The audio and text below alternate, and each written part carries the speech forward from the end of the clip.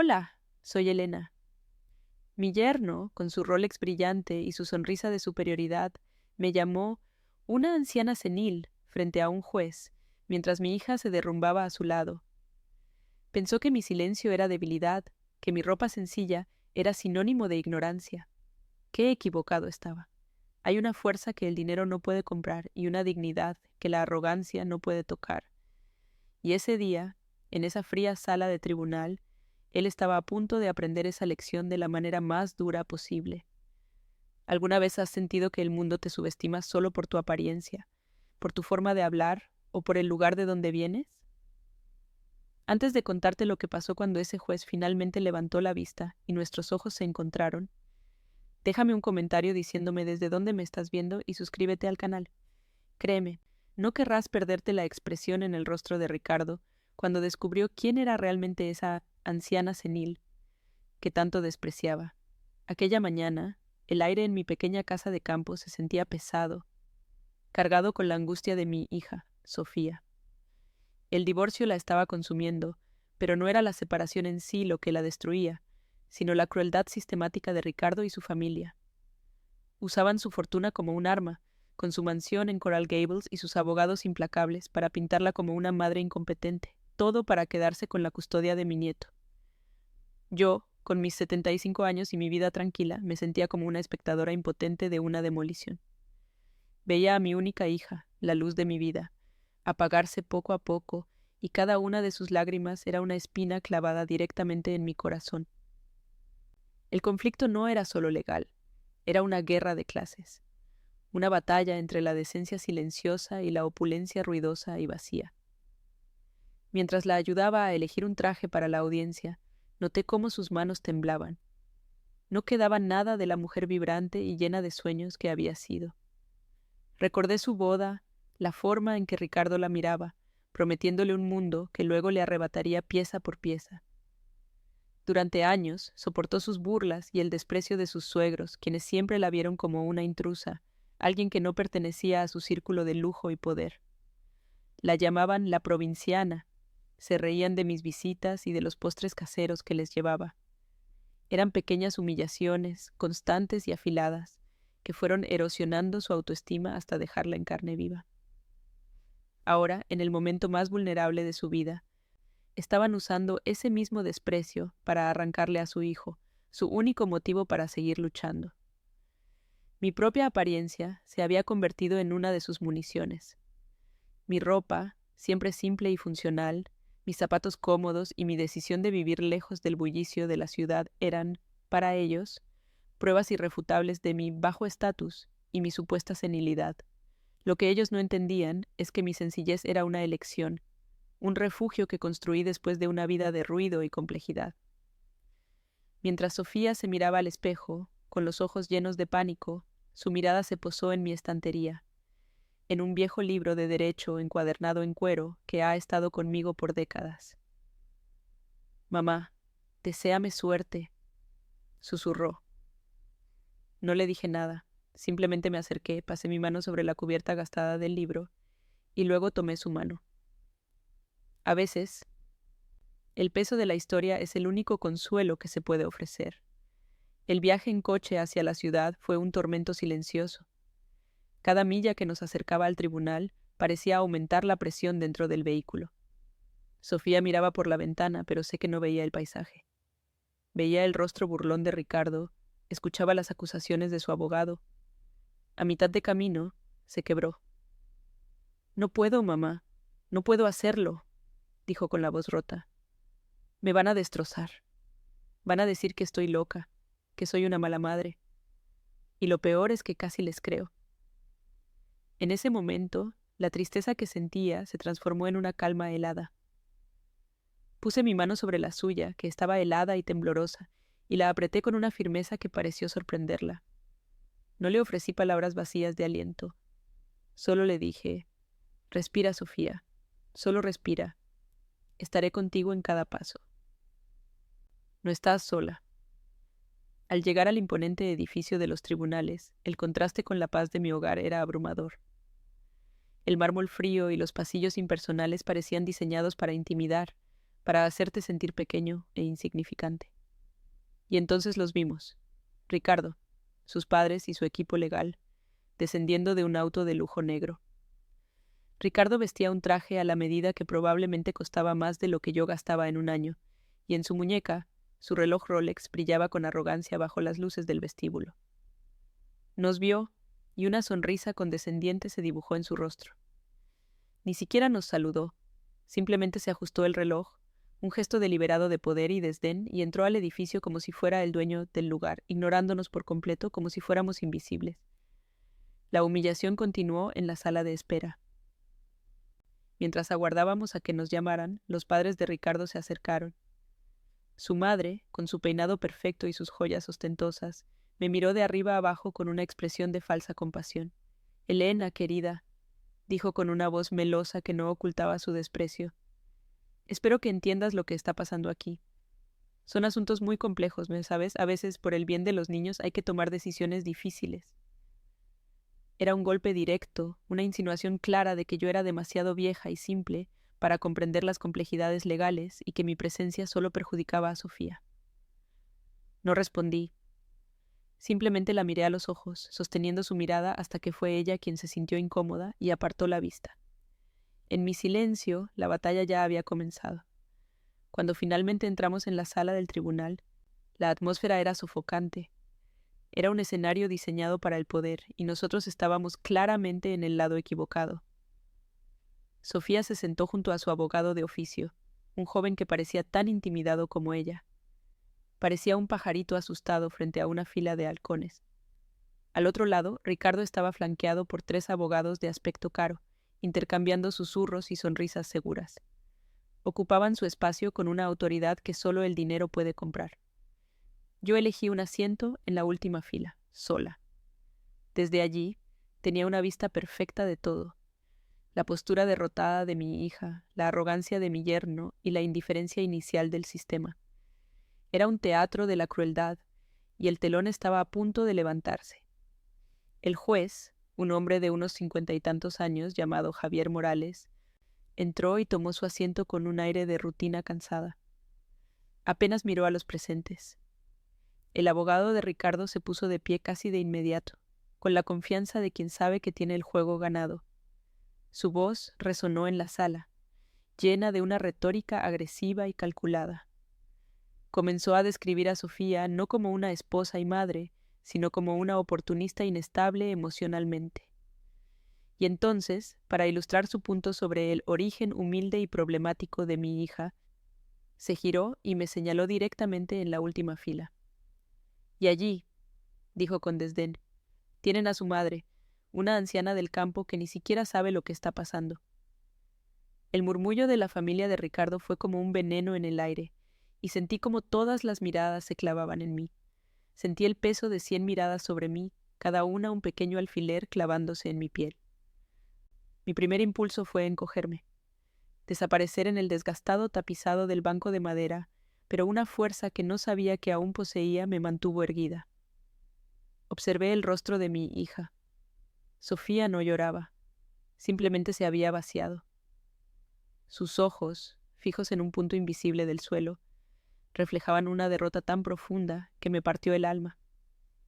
El abogado de Ricardo, un hombre con el cabello demasiado perfecto y una sonrisa que no le llegaba a los ojos, disfrutó del momento, dejando que su acusación flotara en el aire viciado de la sala. El juez Morales ni siquiera levantó la vista de sus papeles. Para él, yo era solo una pieza más del decorado, un detalle irrelevante en un drama familiar que sin duda consideraba tedioso y predecible. El abogado continuó su ataque, usando mi vida como un arma contra mi hija.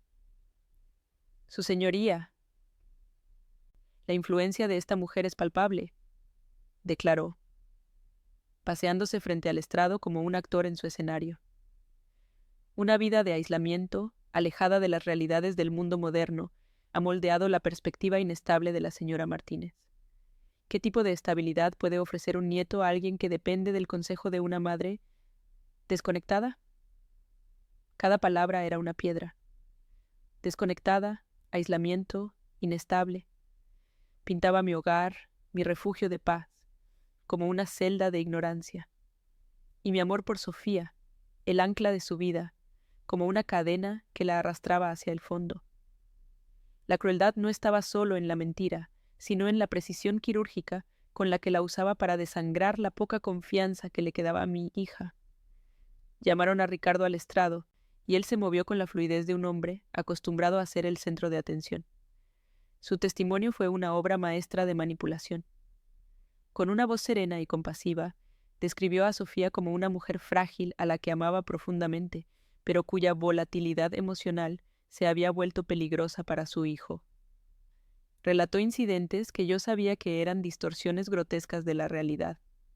Una discusión sobre sus constantes viajes de negocios se convirtió en un ataque de celos paranoico. La tristeza de Sofía por la muerte de su padre fue presentada como una depresión incapacitante. Mintió con tanta calma, con tanta convicción, que por un instante aterrador la sala pareció creerle. Estaba construyendo, ladrillo por ladrillo, el caso para despojarla no solo de su hijo, sino de su propia identidad. A mitad de su declaración, hizo una pausa dramática. Suspiró como si el peso del mundo estuviera sobre sus hombros y miró su reloj Rolex. No fue un gesto casual. Fue una declaración. Un mensaje para el juez, para nosotros, para todos. Mi tiempo es valioso, y esto es una farsa que me está costando dinero. Ese simple movimiento de muñeca encapsulaba toda su arrogancia. Era el mismo gesto que hacía en cenas familiares cuando yo contaba una historia que le parecía aburrida, el mismo que usaba para cortar a Sofía a mitad de una frase. El brillo del oro en su muñeca era un reflejo de su alma, caro, llamativo y completamente vacío de sustancia. Desde la última fila sentí como una ira fría y lúcida comenzaba a subir por mi espina dorsal, desplazando el dolor. El abogado de Sofía, un joven idealista pero claramente inexperto, se levantó para el contrainterrogatorio. Su voz carecía de la autoridad necesaria. Sus preguntas eran tímidas y fácilmente desviadas por Ricardo, quien respondía con una paciencia condescendiente que lo hacía parecer aún más razonable y a mi hija más irracional. Los abogados de Ricardo objetaban cada 2 frases, interrumpiendo el ritmo del joven letrado, haciéndolo tropezar y perder el hilo. Fue una masacre. Era como ver a un gorrión intentar enfrentarse a un águila en pleno vuelo. La injusticia era palpable no solo en las mentiras de Ricardo, sino en la abismal diferencia de recursos. La balanza de la justicia estaba inclinada por el peso del dinero, y mi hija y su defensor estaban siendo aplastados bajo ella. Durante todo este tiempo, mis ojos iban y venían del espectáculo cruel en el estrado al rostro del juez Javier Morales. Su expresión permanecía impasible, casi aburrida.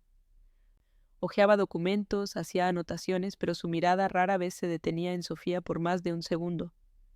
Parecía un hombre que había escuchado 1000 historias como la nuestra y ya las había catalogado todas en el mismo archivo de disputas domésticas sin importancia. Su aparente desinterés era, en cierto modo, más doloroso que la agresividad de Ricardo. Sentía que el sistema, la misma institución a la que una vez dediqué mi vida, nos estaba fallando. Estábamos gritando en una habitación insonorizada, y el único hombre que podía escucharnos parecía tener los oídos tapados.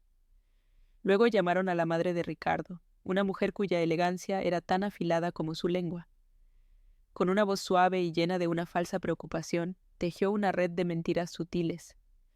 Habló de la dificultad de Sofía para encajar en su círculo social, de cómo su origen sencillo la hacía sentirse insegura y, a veces, actuar de forma inapropiada.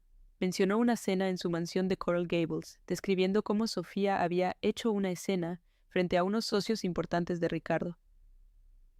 Pobre chica, concluyó, suspirando. Simplemente no estaba preparada para nuestro mundo. La humillación era exquisita en su crueldad. No solo la pintaba como una mala madre, sino como un fracaso social, una pieza que no encajaba en su mundo de opulencia. Esa cena la recordaba perfectamente, pero no como ella la contó. Lo que ella llamó una escena fue un momento de increíble dignidad por parte de Sofía.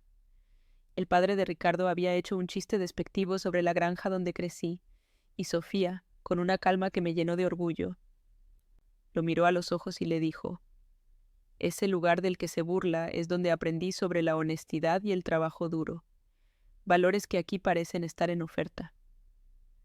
No levantó la voz, no hubo un drama, solo la verdad dicha con una firmeza silenciosa.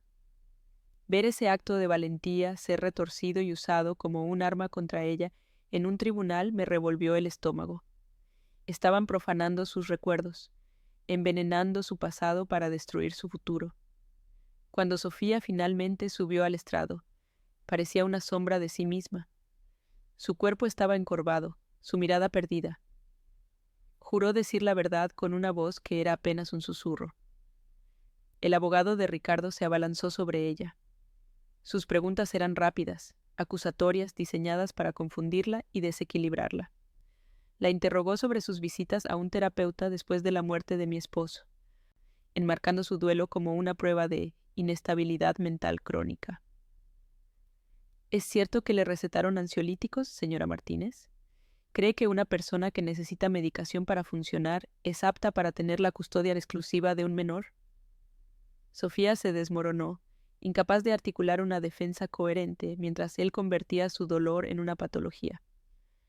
La estocada final fue financiera. El abogado sacó una pila de extractos bancarios.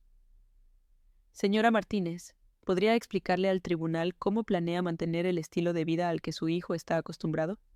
¿Con qué ingresos? ¿No es un hecho que desde que se casó con mi cliente no ha generado un solo dólar por su cuenta? Cada pregunta era un martillazo en el ataúd de su credibilidad. La presentaron como una mujer débil, mentalmente frágil y económicamente dependiente. Una sanguijuela incompetente. Sofía solo podía negar con la cabeza, las lágrimas corriendo por su rostro, mientras su abogado de oficio miraba sus notas, impotente. La trampa estaba cerrada. La habían despojado de todo, su carácter, su historia, su dignidad. Y en ese instante de silencio absoluto, roto solo por los sollozos ahogados de mi hija, algo dentro de mí hizo clic. El dolor se transformó. La angustia se solidificó en una determinación fría como el acero. Vi a Ricardo intercambiar una mirada de triunfo con sus padres. Vi al juez preparándose para dictar una resolución que parecía inevitable. Vi a mi hija, un alma destrozada expuesta bajo las luces fluorescentes de la indiferencia. Había llegado al límite. Había soportado sus insultos, sus mentiras, su desprecio. Pero no iba a quedarme sentada mientras destruían a la única persona que me quedaba en el mundo. El tiempo de ser la observadora silenciosa en la última fila había terminado. Me puse de pie. El sonido de mis zapatos sobre el suelo de linóleo fue lo único que rompió el silencio. Cada paso era deliberado, medido. No sentía prisa, solo una claridad abrumadora, como si una niebla de dolor se hubiera disipado para revelar un camino de acero. El abogado de Ricardo, que se había detenido a mitad de una frase condescendiente, me miraba con una mezcla de irritación y desconcierto. La familia de mi yerno intercambiaba susurros escandalizados. Incluso Sofía, desde la silla de los testigos, levantó la cabeza. Sus ojos llenos de lágrimas se abrieron con una expresión de pánico y confusión. ¿Qué estaba haciendo? ¿Iba a arruinar la poca oportunidad que le quedaba? Pero no podía detenerme. Había pasado toda una vida enseñándole a ser fuerte, y ahora tenía que mostrarle cómo se hacía, incluso si era la última lección que le daba. Comencé a caminar por el pasillo central, avanzando hacia el frente de la sala. Mi cuerpo se movía con una rectitud que no había sentido en años, como si mis huesos recordaran una vieja disciplina. No miré a Ricardo, aunque podía sentir su mirada burlona clavada en mi espalda. Podía imaginar perfectamente su sonrisa de superioridad, el susurro a su abogado. La vieja finalmente perdió la cabeza. Su desprecio era tan predecible, tan banal. Él y su familia vivían en un mundo donde el valor de una persona se medía por la marca de su ropa y el saldo de su cuenta bancaria. Nunca se les ocurrió que la verdadera autoridad no necesita adornos, que la dignidad es un traje que se lleva por dentro, invisible para los que solo saben mirar la superficie. Cada paso que daba era un rechazo silencioso a su universo de apariencias vacías. Pude ver a los padres de Ricardo retorciéndose en sus asientos. La madre, en particular, parecía horrorizada. Para ella, esto era una catástrofe social, una mancha en su perfecta imagen pública. Una anciana vestida con sencillez haciendo una escena en un tribunal era la encarnación de sus peores pesadillas. Su vergüenza era casi cómica. Estaban tan atrapados en el teatro de su estatus que no podían ver la tragedia real que se desarrollaba, la destrucción de una buena mujer y la posible separación de un niño de su madre. Su preocupación no era por la justicia, ni por su nieto. Era por el qué dirán. Y en ese momento sentí por ellos una lástima profunda y helada. Eran prisioneros de su propia riqueza, encerrados en una jaula dorada de la que nunca escaparían. Mis ojos, sin embargo, no estaban puestos en ellos. Ignoré a los abogados, a los curiosos, a mi propia hija. Mi mirada estaba fija en un solo hombre, el juez Javier Morales. Él era el epicentro del poder en esa sala, el único cuya opinión importaba. Al principio, su expresión era de pura molestia, la de un funcionario harto de interrupciones. Pero a medida que me acercaba, vi un cambio sutil en su rostro. Dejó de hojear sus papeles.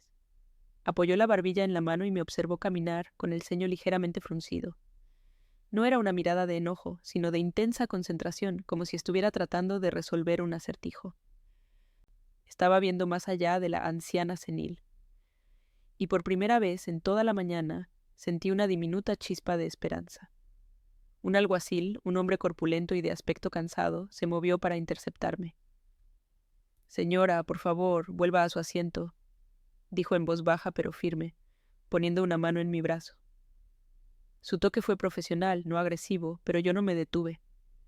Sin apartar la vista del juez, le dije con una voz que no admitía discusión: «Soy parte interesada en este proceso. Tengo derecho a ser escuchada». Mi tono no fue suplicante ni histérico. Fue una declaración de hechos, pronunciada con una calma que pareció sorprenderlo. El alguacil vaciló, mirando al juez en busca de instrucciones. La sala entera contuvo la respiración, esperando ver quién cedería primero. El péndulo del poder, por un instante, se detuvo en el aire. Fue el juez Morales quien rompió el impas. Con un gesto casi imperceptible de su mano, le indicó al alguacil que se apartara. El hombre retiró su mano de mi brazo y retrocedió un paso, visiblemente confundido. El juez se inclinó hacia adelante, sus codos sobre el escritorio, y sus ojos se entrecerraron mientras me estudiaba. Podía ver las ruedas girando en su mente. Veía mi rostro, mi postura, la forma en que me mantenía erguida bajo el peso de todas las miradas. Estaba buscando en los archivos de su memoria, tratando de encajar esta imagen anómala en algún lugar. La anciana del campo no encajaba con la autoridad silenciosa que yo proyectaba. El desdén en su rostro había sido reemplazado por una genuina y profunda perplejidad. Llegué al frente de la sala y me detuve a unos metros del estrado, en el espacio entre las dos mesas de los abogados. Coloqué mis manos, nudosas por la edad y el trabajo en el jardín, sobre la barandilla de madera pulida que separaba al público de los procedimientos formales. No dije nada de inmediato. Dejé que el silencio se asentara, que la tensión creciera hasta volverse casi tangible. Quería que todos, especialmente Ricardo y su abogado, sintieran el cambio en la atmósfera. Luego, con la voz más clara y firme que pude reunir, me dirigí directamente al juez. «Su señoría», comencé, mi voz resonando en el silencio absoluto, «con el debido respeto, lo que he presenciado aquí no es justicia. Es un abuso de poder amparado en la disparidad de recursos, un acto que socava los cimientos mismos de esta institución. ¡Objeción!». La voz del abogado de Ricardo estalló como un disparo, estridente y llena de indignación. «Su señoría, esta interrupción es inaceptable. Esta mujer no tiene derecho a hablar. Solicito que sea retirada de la sala inmediatamente».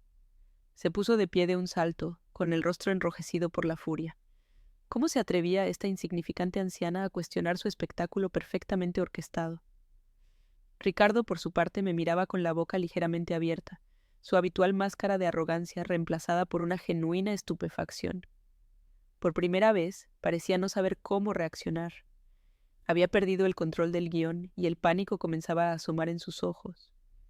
Mi hija, Sofía, me miraba como si me viera por primera vez, una mezcla de terror y asombro en su rostro pálido.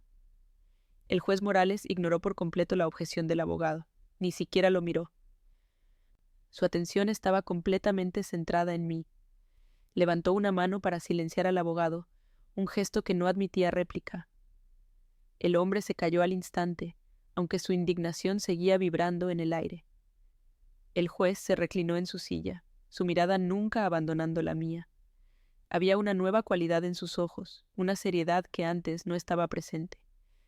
El aburrimiento se había evaporado, reemplazado por una cautela respetuosa. «Señora», dijo, y su tono era marcadamente diferente, más formal, despojado de cualquier condescendencia. «Usted ha hecho una acusación muy seria. Por favor, identifíquese para el registro del tribunal». La dinámica de la sala había cambiado irrevocablemente. Ya no era un fantasma en la última fila. Sostuve su mirada, sintiendo el peso de la historia y de las decisiones que me habían llevado a este momento. Recordé brevemente la cubierta de cuero de aquel viejo libro en mi estantería, el peso de las palabras que contenía, el legado de una vida dedicada a la ley. Esa vida no había terminado. Simplemente había estado en pausa, esperando el momento en que más se la necesitara. Respiré hondo, reuniendo no solo aire, sino décadas de experiencia, de luchas, de victorias y derrotas en salas como esta. Me enderecé todo lo que mi cuerpo me permitió, y con una voz que no tembló, que no dudó, que resonó con la fuerza tranquila de la verdad, respondí a su pregunta. «Mi nombre», dije, haciendo una pausa para que cada sílaba tuviera su peso, «es Elena Vargas». Por un instante, el nombre Elena Vargas quedó suspendido en el aire, sin peso ni significado. Para Ricardo y su abogado, era simplemente el nombre de la anciana que había interrumpido su espectáculo. Vi una sonrisa de suficiencia dibujarse en el rostro de Ricardo. Era la confirmación que esperaba, la prueba de que yo era una simple campesina con delirios de grandeza. Su abogado suspiró con teatral impaciencia, listo para reanudar su ataque y pedir, con más vehemencia, que me sacaran de la sala. No entendían. No podían entender. Sus mentes, tan acostumbradas a medir el valor en cifras y logotipos, no tenían la capacidad de reconocer una moneda que no brillaba. En ese breve momento de su ignorancia, sentí una extraña calma. El verdadero poder no necesita anunciarse, simplemente espera a ser reconocido por aquellos que saben dónde mirar, pero el juez Javier Morales sabía dónde mirar. Su mirada ya no era perpleja, era intensa, penetrante, como la de un arqueólogo que acaba de encontrar la pista de una ciudad perdida. Se inclinó aún más sobre su estrado, sus ojos recorriendo mi rostro, deteniéndose en mis arrugas, en la forma en que mantenía la cabeza erguida. Podía ver el engranaje de su memoria girando a toda velocidad, conectando puntos que habían estado ocultos a plena vista. Veía a la mujer sencilla con ropa de campo, pero su mente legal, entrenada durante décadas, estaba buscando un precedente, una referencia, algo que explicara la incongruencia entre mi apariencia y la autoridad innegable que proyectaba mi presencia. El silencio en la sala se hizo más profundo, cargado de una anticipación que solo él y yo parecíamos comprender en ese momento. «Su señoría, por el amor de Dios», exclamó el abogado de Ricardo, rompiendo el hechizo. «¿Vamos a permitir que esta mujer, Elena Vargas, quien quiera que sea, siga interrumpiendo un procedimiento judicial formal? Esto es un circo. Exijo que se restablezca el orden y que la testigo sea amonestada por su comportamiento errático». Su voz era un latigazo de arrogancia. Ricardo soltó una risita ahogada, un sonido feo y condescendiente que resonó en el silencio. Estaban tan seguros de su posición, tan ciegos por su propio privilegio, que no podían ver el abismo que se estaba abriendo bajo sus pies. Estaban jugando su partida de ajedrez sin darse cuenta de que la reina del tablero contrario acababa de despertar y no era una pieza de madera, sino una fuerza de la naturaleza. Yo no les presté atención. Mi foco seguía en el juez. Pensé en lo que significa un nombre. Para ellos un nombre era una marca, una etiqueta de estatus que se llevaba como el Rolex de Ricardo, un símbolo externo para impresionar a los demás. Mi nombre, Elena Vargas, no estaba grabado en oro ni en las páginas de las revistas sociales. Estaba tallado en sentencias, en precedentes legales, en las vidas de las personas a las que había afectado con mis decisiones a lo largo de 40 años. Era un nombre construido sobre la base de la integridad, no de la herencia. Era un legado silencioso, invisible para los que solo valoran lo que se puede comprar y vender. Y en la mirada del juez Morales, vi el destello de alguien que empezaba a recordar el verdadero valor de ese legado. Finalmente, el juez Morales habló, y su voz era apenas un murmullo, pero cortó el aire como un bisturí. Ignoró por completo al abogado que seguía de pie, boquiabierto. Sus ojos no se apartaron de los míos. Elena Vargas, repitió, probando el nombre, dejando que las sílabas se asentaran. Hizo una pausa que pareció durar una eternidad. ¿La jueza Elena Vargas? ¿De la Corte Suprema del Estado? No era una pregunta, era una confirmación susurrada, una declaración de asombro y de una verdad que acababa de golpearlo con la fuerza de una revelación. En ese instante, mi nombre dejó de ser una palabra vacía y se convirtió en una llave, una que acababa de abrir una puerta que Ricardo y su familia ni siquiera sabían que existía. La atmósfera de la sala se electrificó. Un jadeo colectivo recorrió el lado de Ricardo en la sala. Su madre se llevó una mano a la boca. Sus ojos, antes llenos de desprecio, ahora estaban abiertos de par en par por la incredulidad. Su padre palideció visiblemente. Su postura erguida se desinfló como un globo pinchado. Y Ricardo, la sonrisa se borró de su rostro como si se la hubieran arrancado. Miró de mí al juez y luego de vuelta a mí, su cerebro tratando desesperadamente de procesar una información que contradecía todo su sistema de creencias. La anciana senil, la campesina ignorante, una jueza de la Corte Suprema. La disonancia cognitiva era tan fuerte que su rostro se contrajo en una mueca de pura confusión y pánico incipiente. El brillo de su Rolex pareció atenuarse bajo la luz implacable de la verdad. Respiré hondo, sintiendo el peso de la mirada de mi hija sobre mí, una mirada que ya no era de pánico, sino de un asombro absoluto. No necesitaba gritar ni dar un discurso. La verdad, una vez revelada, tiene su propia voz. Sostuve la mirada del juez Morales y asentí lentamente, con toda la dignidad que pude reunir. Sí, su señoría, respondí con calma. Fui yo, me retiré hace 10 años. Mis palabras fueron simples, directas, pero en el contexto de esa sala cayeron con el peso de un mazo. Un silencio sepulcral se apoderó del lugar. Ya no era el silencio de la tensión, sino el silencio del shock, del mundo que se ha puesto patas arriba. El poder, el verdadero poder había cambiado de manos y no había hecho ni un solo ruido. Pude ver el terror floreciendo en los ojos de Ricardo. No era miedo a perder el caso. Era algo más profundo. Era el terror del hombre que se da cuenta de que ha subestimado catastróficamente a su adversario, de que ha insultado y humillado a alguien cuyo poder empequeñecía el suyo. Su riqueza, sus abogados, su mansión en Coral Gables. Todo se volvió insignificante. Una armadura de cartón frente a un tanque de guerra. Miró a su abogado buscando una salida, una explicación, pero el hombre estaba tan pálido y paralizado como él. Habían basado toda su estrategia en el desprecio hacia mi supuesta inferioridad, y ese pilar acababa de derrumbarse, llevándose consigo todo su castillo de naipes.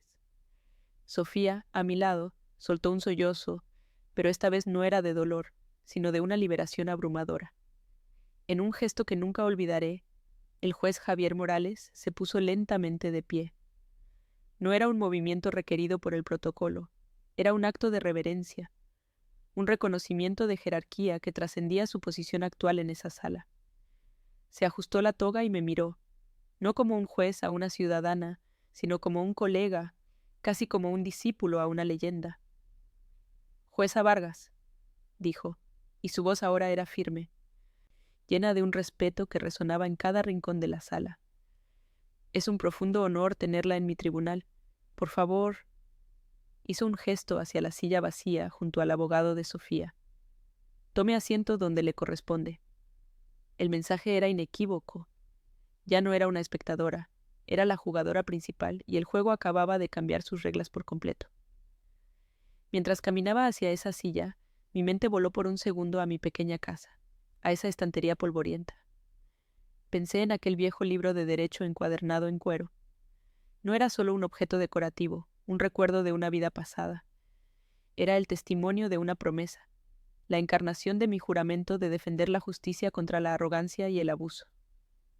Ricardo había usado su dinero como arma, creyendo que era invencible, pero yo tenía un arma mucho más poderosa, el peso de la ley, forjado no en oro, sino en la verdad y la integridad. Al sentarme junto a mi hija y tomar su mano temblorosa, sentí cómo su fuerza comenzaba a regresar. La batalla no había terminado, pero por primera vez el campo de juego estaba nivelado, y yo estaba lista para el argumento final. Me senté, y el simple acto de ocupar esa silla pareció absorber todo el sonido de la sala. El abogado de Ricardo se quedó de pie, con la boca entreabierta, como una estatua ridícula de indignación impotente. Ricardo mismo se había hundido en su asiento, su rostro pasando por una gama de colores que iban del rojo furioso al blanco pálido del pánico. Ya no me miraba con desdén, sino con una especie de terror primordial, como si acabara de ver a un fantasma sentarse a la mesa. El juez Morales, por su parte, se aclaró la garganta, y su voz, al reanudar la sesión, había perdido todo rastro de cansancio. Ahora era nítida, autoritaria, y estaba cargada con el peso de una justicia que acababa de despertar de un largo letargo. La balanza, que había estado tan peligrosamente inclinada, acababa de nivelarse con un estruendo silencioso. Mi primera acción no fue hablarle al juez, sino a la persona que más lo necesitaba. Me incliné hacia el joven abogado de Sofía, cuyo rostro reflejaba una mezcla de asombro y reverencia. Le puse una mano en el antebrazo para anclarlo en la realidad. «Respira», le susurré, mi voz apenas audible. «Has hecho un buen trabajo con lo que tenías. Ahora permíteme ayudarte a terminarlo». Le pedí, con un gesto, la carpeta del caso. Él me la entregó como si fuera un objeto sagrado. Mis dedos, acostumbrados al peso del papel y a la lógica fría de los argumentos legales, se deslizaron sobre los documentos. No necesitaba leerlo todo. En cuestión de segundos, mi mente entrenada comenzó a identificar las fisuras, las inconsistencias, las mentiras envueltas en jerga legal que la defensa de Ricardo había construido con tanta arrogancia. El juego había cambiado, y yo estaba a punto de mostrarles cómo se jugaba realmente. «Objeción, su señoría. Esto es completamente irregular», gritó el abogado de Ricardo, recuperando finalmente la voz. «La señora Vargas, con todo el debido respeto a su pasado, no es la abogada registrada en este caso. Su interferencia es inadmisible y vicia el procedimiento». El juez Morales lo fulminó con la mirada. «Su objeción es anotada y desestimada, consejero», respondió con una frialdad cortante. «La señora Martínez tiene derecho a recibir consejo, y dada la agresividad de su interrogatorio, considero que la presencia de la jueza Vargas es, en todo caso, un factor estabilizador para este tribunal. Continúe, pero le advierto que elija sus próximas palabras con extremo cuidado». El abogado se sentó de golpe, humillado y desarmado. El poder del dinero acababa de chocar contra el muro de la autoridad legítima, y el muro no se había movido ni un centímetro. Mientras repasaba rápidamente las declaraciones financieras, noté a Ricardo. Su mano, que antes se ajustaba el Rolex con tanta confianza, ahora jugueteaba nerviosamente con él. Lo giraba una y otra vez en su muñeca, como si el movimiento pudiera calmar el pánico que se reflejaba en sus ojos. Ese reloj, que había sido su símbolo de estatus y poder, se había convertido en un grillete de oro, un recordatorio brillante y pesado de su propia vanidad. Ya no representaba su superioridad, sino la fragilidad de un mundo construido sobre apariencias. Era el tic-tac de su arrogancia desmoronándose, segundo a segundo, bajo el peso de una verdad que nunca vio venir. El tiempo, que él creía comprar y controlar, se le estaba acabando, y el brillo del oro no podía hacer nada para detenerlo. Encontré lo que buscaba en un anexo de los gastos de Ricardo. Una serie de retiros de efectivo y cargos en hoteles de lujo que no coincidían con sus supuestos viajes de negocios. Eran detalles que un abogado joven y abrumado podría pasar por alto, pero para mí eran banderas rojas ondeando en un campo de mentiras. Le señalé las fechas al abogado de Sofía y le susurré una pregunta precisa. Él asintió. su expresión transformándose de asombro a una feroz determinación. Se puso de pie y esta vez su voz no tembló. «Señora Martínez», dijo, dirigiéndose a mi hija, pero su pregunta estaba dirigida como un misil hacia Ricardo. «¿Puede recordarle al tribunal por qué su esposo le dijo que no podía acompañarla al funeral de su padre hace 2 años?» Sofía me miró, y al ver la seguridad en mis ojos se enderezó en la silla. Por primera vez en meses vi a mi hija hablar con la voz que creí que había perdido para siempre. Dijo que tenía una reunión de negocios ineludible en las Islas Caimán para cerrar un trato que salvaría a la compañía. Respondió, su voz clara y firme. Me dijo que mi duelo era un lujo que su carrera no podía permitirse en ese momento. El abogado de Ricardo se preparó para objetar, pero el nuestro fue más rápido. Se dirigió al juez. Su señoría, solicitamos presentar como prueba el estado de cuenta de la tarjeta de crédito del señor Ricardo de esa misma semana, junto con una publicación de Instagram de una conocida modelo, etiquetada en un yate en las Islas Caimán. Con el señor Ricardo. El silencio que siguió fue absoluto. La mentira, tan cruel y tan casual, acababa de ser expuesta a la luz fría e implacable de la sala. El abogado de Ricardo palideció. Intentó argumentar que era irrelevante para el caso de custodia, pero el juez Morales lo interrumpió. La credibilidad de un testigo es siempre relevante, consejero, especialmente cuando se está decidiendo el futuro de un niño. Se giró hacia Ricardo, quien parecía que iba a vomitar. Señor Ricardo, ¿le gustaría explicarle al tribunal esta discrepancia en su testimonio bajo juramento? Ricardo tartamudeó, negó. Intentó una excusa patética sobre una coincidencia, pero la evidencia era irrefutable. Su máscara de esposo devoto y padre preocupado se hizo añicos, revelando al mentiroso narcisista que yo siempre supe que era. No solo había humillado a mi hija en su momento de mayor dolor, sino que había mentido sobre ello bajo juramento. La madre de Ricardo soltó un pequeño gemido ahogado. Se cubrió el rostro con las manos, no por el dolor de su hijo, sino por la vergüenza pública. La humillación que tanto disfrutaban infligir a otros ahora les era devuelta con creces, en un escenario público y ante la ley. Su padre miraba fijamente al frente, su rostro una máscara de piedra, pero la vena que palpitaba en su sien delataba su furia impotente. Su mundo de control y superioridad se estaba derrumbando. Habían entrado en esa sala como reyes, esperando una coronación fácil, y ahora estaban presenciando una ejecución pública de su reputación. El desprecio que me habían mostrado, a mí, la anciana del campo, se había convertido en el catalizador de su propia caída. El juez Morales observó a Ricardo retorcerse por un momento más, con una expresión de profundo disgusto. Luego, golpeó su mazo. «Este tribunal tomará un receso de 30 minutos», anunció, su voz resonando con una finalidad escalofriante. «Y le sugiero, consejero», dijo, mirando directamente al abogado de Ricardo, «que utilice este tiempo para discutir con su cliente las graves implicaciones del perjurio, y quizás para reconsiderar su postura sobre un acuerdo amistoso». No era una sugerencia, era una orden, era el final del juego. Se levantó y antes de salir de la sala, sus ojos se encontraron con los míos. No hubo una sonrisa, solo un leve asentimiento, un gesto de respeto entre colegas que sellaba el destino de Ricardo. Me volví hacia Sofía. Las lágrimas corrían por su rostro, pero esta vez eran diferentes. Eran lágrimas de alivio, de catarsis, de una justicia que finalmente había llegado. Me abrazó con una fuerza que no le había sentido en años, su cuerpo temblando mientras soltaba meses de dolor y humillación. «Gracias, mamá», susurró contra mi hombro. Creí que todo estaba perdido. Acaricié su cabello, sintiendo cómo el peso del mundo se levantaba de sus hombros y por extensión de los míos. «Nunca estuvo perdido, mi amor», le respondí en voz baja. A veces la justicia solo necesita que alguien le recuerde cómo hablar. Miré por encima de su hombro al desastre que era la mesa de Ricardo. Él y su familia estaban sumidos en un caos de susurros frenéticos. La batalla había terminado. La dignidad de mi hija había sido restaurada.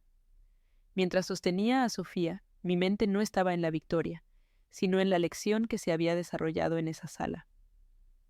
Ricardo y su familia, con toda su riqueza y su mansión en Coral Gables, habían construido su poder sobre cimientos de arena, la intimidación, la apariencia y el desprecio.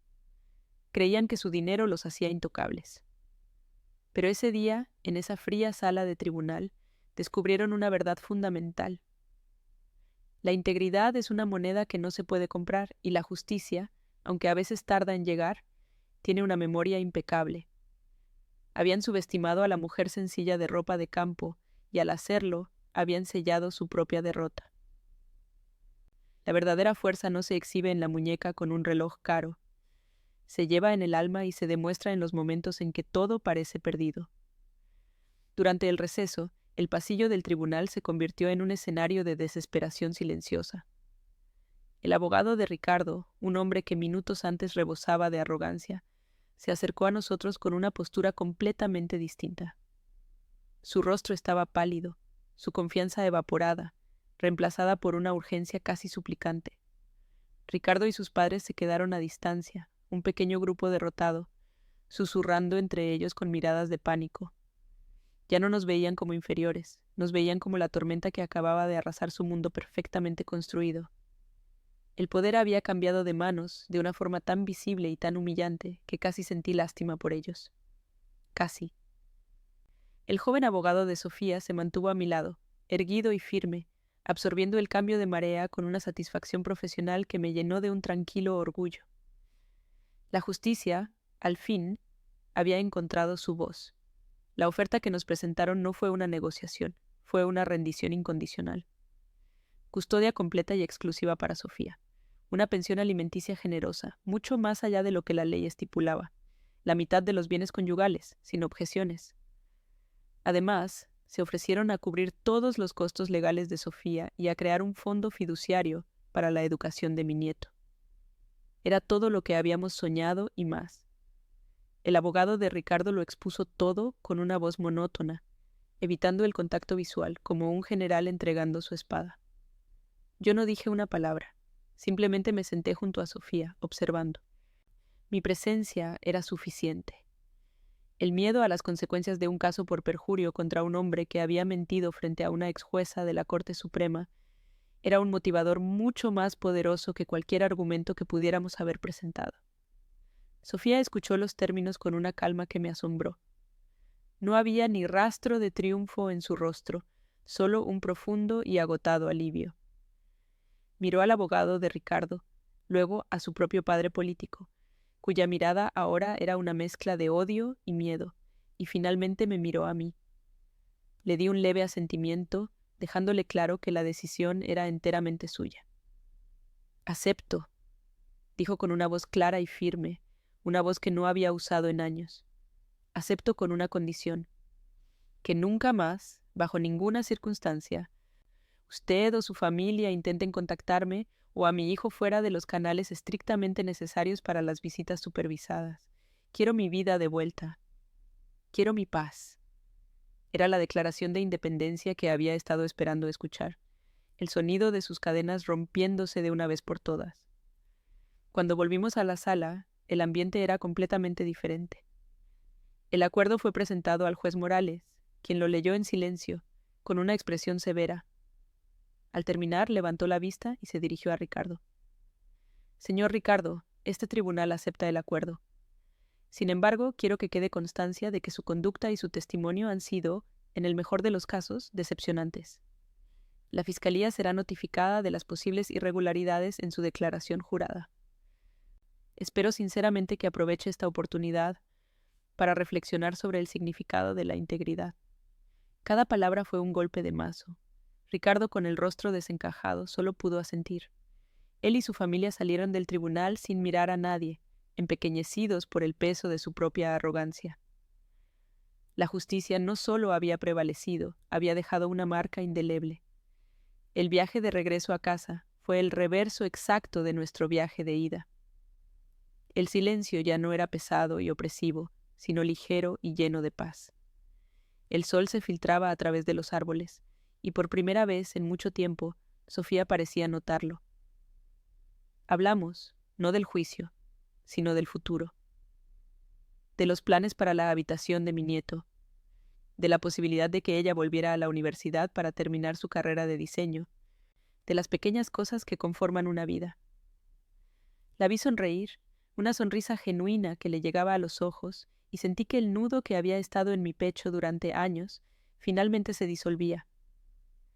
No solo habíamos ganado un caso, habíamos recuperado a mi hija, habíamos recuperado la esperanza. En las semanas siguientes, las consecuencias para Ricardo se hicieron evidentes. El divorcio se finalizó rápidamente y sin más incidentes. La investigación por perjurio siguió adelante, convirtiéndose en una nube oscura sobre su reputación empresarial. Su círculo social, tan rápido para juzgar a Sofía, se distanció de él ante el escándalo. Escuché a través de terceros que sus padres se habían retirado de la vida pública, humillados. Alguien me contó que habían visto a Ricardo en un restaurante, solo, mirando su muñeca donde ya no brillaba el ostentoso Rolex. No sentí alegría por su caída, solo una sensación de equilibrio restaurado. El universo tenía una forma de ajustar las cuentas, y la suya había llegado con el peso de la verdad que él mismo había intentado enterrar. Sofía floreció. Con la seguridad financiera y emocional que le proporcionaba el acuerdo, se mudó a un pequeño apartamento en una ciudad tranquila, no muy lejos de mi casa. Creó un espacio luminoso y lleno de vida para ella y mi nieto. Volvió a pintar, una pasión que había abandonado bajo la sombra de Ricardo. Nuestra relación se transformó. Ya no era yo la protectora de una hija frágil.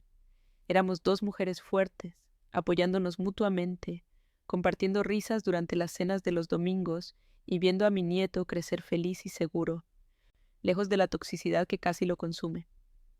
Verla reír libremente, sin miedo, fue la victoria más grande de todas, una que ninguna sala de tribunal podría haber decretado. Y yo volví a mi vida tranquila en el campo, pero algo había cambiado. La paz que sentía ya no era un refugio del mundo, sino una recompensa ganada. Mis días volvieron a llenarse con el ritmo simple del jardín, el olor de la tierra húmeda y el calor del sol en mi piel. Los vecinos seguían viéndome como Elena, la amable anciana que cultivaba las mejores rosas del condado, y eso era todo lo que quería ser. Mi tiempo en el estrado había terminado hacía mucho, pero ese día en el tribunal me recordó que la esencia de lo que fui nunca desaparece. La justicia no era solo una profesión que había dejado atrás, era una parte de mi ser. Una fuerza silenciosa que podía despertar cuando más se la necesitaba. Una tarde, mientras la luz dorada del atardecer inundaba mi pequeño estudio, mis ojos se posaron en la estantería. Me acerqué y tomé aquel viejo libro de derecho encuadernado en cuero. El lomo estaba gastado por el paso de los años. Lo abrí sobre mi escritorio, y mis dedos rozaron las páginas amarillentas. No era un libro de texto cualquiera, era una edición especial, una colección encuadernada de mis sentencias más importantes, un regalo que mis colegas me hicieron cuando me retiré de la Corte Suprema. Pasé las páginas leyendo fragmentos de decisiones que habían cambiado vidas, que habían defendido a los vulnerables contra los poderosos. Una pequeña sonrisa se dibujó en mis labios. Mi legado no estaba en los titulares ni en la riqueza, sino en esas palabras silenciosas, en la tinta sobre el papel, un testimonio duradero de que la verdadera autoridad no necesita un Rolex para brillar. Lo que sucedió en esa sala de tribunal, lo que ustedes acaban de escuchar, no fue realmente la historia de una victoria legal. Fue la demostración de una verdad que a menudo olvidamos en un mundo que grita tan fuerte. La verdadera fuerza no se mide en el ruido que haces ni en el brillo de las cosas que posees. Ricardo creía que su Rolex, su mansión y sus abogados le daban poder. Pero el poder real, el que perdura, se construye en silencio, con cada decisión honesta, con cada acto de integridad, con el carácter que forjas cuando nadie te está mirando. Es una autoridad que no necesita ser anunciada, simplemente se siente, y ante ella, toda la arrogancia del mundo se vuelve frágil como el cristal. A lo largo de mi vida, y especialmente en ese día, aprendí que ser subestimado no es una debilidad. A veces, es tu mayor ventaja estratégica. Mientras te juzgan por tu ropa, por tu edad o por el lugar de donde vienes, te están dando el regalo del tiempo y el espacio. Te permiten observar, entender el campo de batalla y elegir el momento exacto para actuar. Ellos ven una fachada simple y se confían, bajan la guardia. No se dan cuenta de que detrás de esa sencillez puede haber una vida de experiencia, una voluntad de acero y una sabiduría que su mundo superficial no puede ni empezar a comprender. Nunca teman a quienes los miran por encima del hombro, teman el día en que finalmente se vean forzados a mirarlos a los ojos. Pero mi intervención no nació de un deseo de enseñar una lección o de revivir glorias pasadas. Nació del lugar más puro y poderoso que existe, el amor de una madre. Vi a mi hija romperse. Vi cómo le arrebataban su espíritu pedazo a pedazo, y en ese momento no era una jueza, no era una leyenda, era simplemente una madre dispuesta a mover el mundo para proteger a su cría. Esa es una fuerza que ninguna fortuna puede comprar y ninguna estrategia legal puede vencer.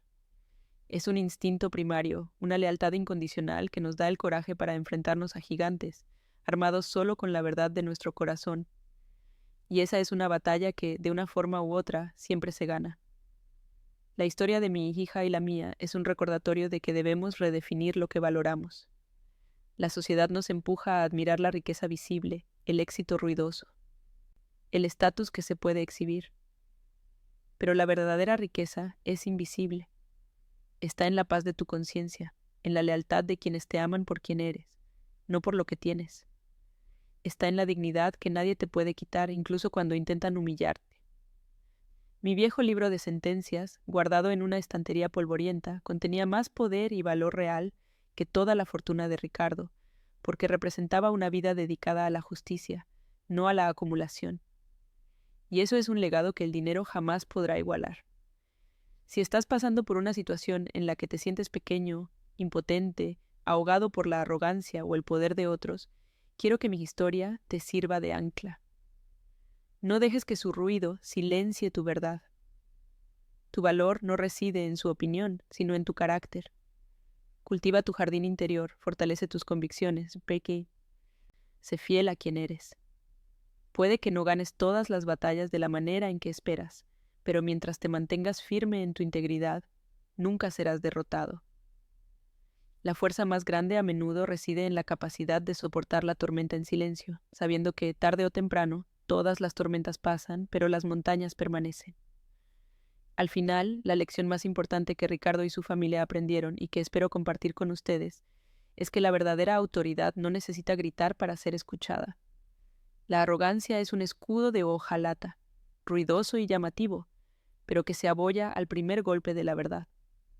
La dignidad, en cambio, es una armadura silenciosa, forjada en el fuego de la experiencia y la integridad. No necesita demostrar nada a nadie.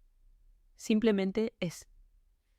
Y su sola presencia es suficiente para desarmar a los ejércitos más ruidosos y para recordarle al mundo que hay cosas que el poder y el dinero simplemente no pueden tocar.